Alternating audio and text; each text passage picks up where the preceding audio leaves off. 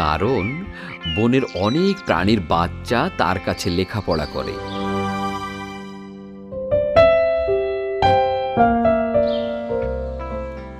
যারা গরিব তাদের থেকে সে কোনো কিছুই নেয় না পড়ানোর বিনিময়ে।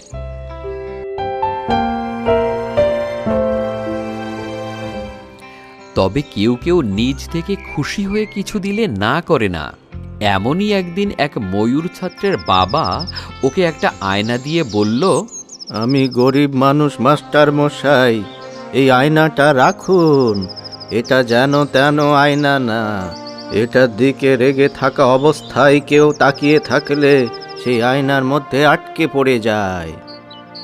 কেউ তোমার সাথে রাগারাগি মারামারি করতে গেলে তার দিকে আয়নাটা ধরলে সে এর ভিতরে ঢুকে যাবে। এটা দিয়ে আমি কি করব? আমার তো কোনো শত্রু নেই। যাই হোক, খুশি হয়ে দিলেন তাই রেখে দিচ্ছি। বলা তো যায় না কখন কাজে লাগে। দিন যায় রাত আসে, রাত যায় দিন আসে। শিয়াল পণ্ডিতের বয়স বাড়ছে। বয়স বেড়ে সে এখন প্রায় বুড়ো। সাথে আছে তার বুড়ো বউ। একদিন শিয়াল পণ্ডিত বউকে বলে, বউ, বিরিয়ানি খাবো, আজকে বিরিয়ানি বানাও। বললেই তার হয় না? বিরিয়ানি রান্না করতে কি কি লাগবে জানা আছে? চাল, ঘি, মুরগি, তেল, লবণ, মশলা, আলু, আরো কত কি। এগুলো নিয়ে আসো, যাও।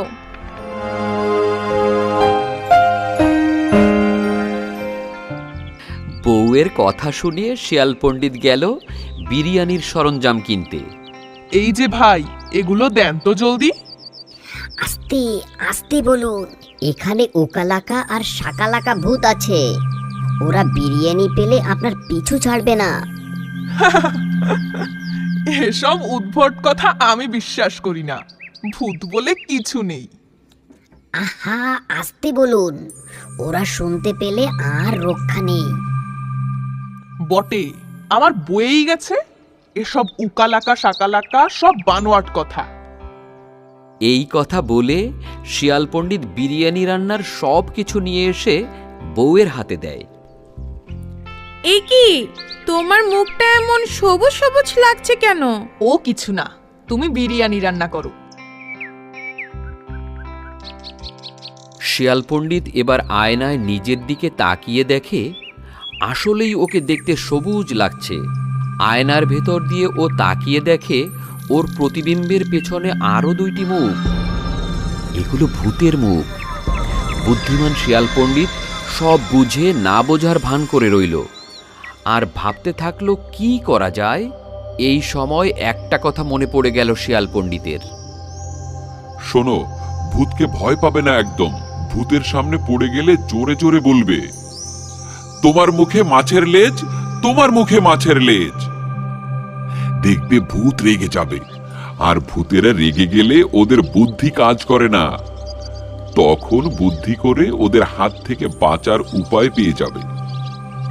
এই কথা মনে পড়তেই শিয়াল পণ্ডিত জোরে জোরে বলতে থাকে, তোমার মুখে মাছের লেজ, তোমার মুখে মাছের লেজ।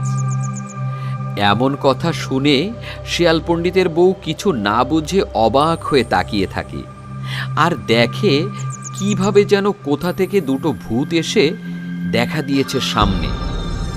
ভূতগুলো রেগে যাচ্ছে আর শিয়াল পণ্ডিত সমানে বলে যাচ্ছে, তোমার মুখে মাছের লেজ, তোমার মুখে মাছের লেজ, তোমার মুখে মাছের লেজ, তোমার মুখে মাছের লেজ।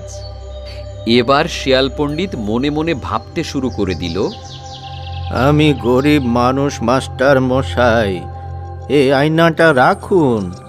এটা যেন তেন আয়না না, এটার দিকে রেগে থাকা অবস্থায় কেউ তাকিয়ে থাকলে সে আয়নার মধ্যে আটকা পড়ে যায়।